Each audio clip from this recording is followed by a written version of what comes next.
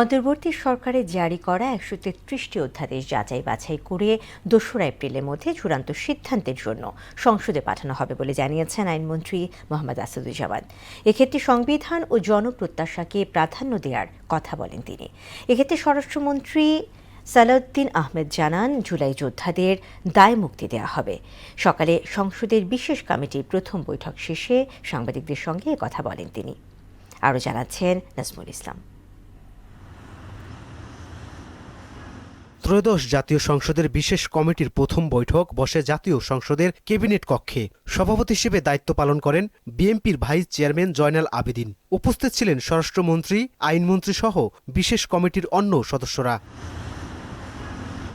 বৈঠক শেষে স্বরাষ্ট্রমন্ত্রী সালাউদ্দিন আহমেদ বলেন, অন্তর্বর্তী সরকারের ১৩৩টি অধ্যাদেশের ক্ষেত্রে জুলাইয়ের জন আকাঙ্ক্ষা অগ্রাধিকার দেওয়া হবে।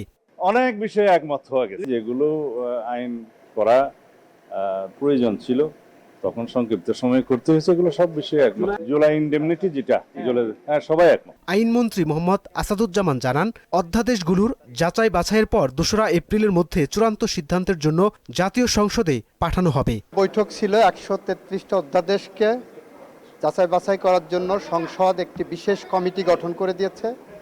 আমরা সেই কমিটি বসেছিলাম, যাচাই বাছাই করছি। আমরা ২ তারিখের মধ্যে রিপোর্ট তৈরি করব। অধ্যাদেশ চূড়ান্ত সংবিধান ও জনপ্রত্যাশার সমন্বয় থাকবে বলেও মন্তব্য করেন আইনমন্ত্রী। আমরা দুইটাকেই সমন্বয় করে এগিয়ে যেতে চাই। নাজমুল ইসলাম, মোহনা সংবাদ, ঢাকা।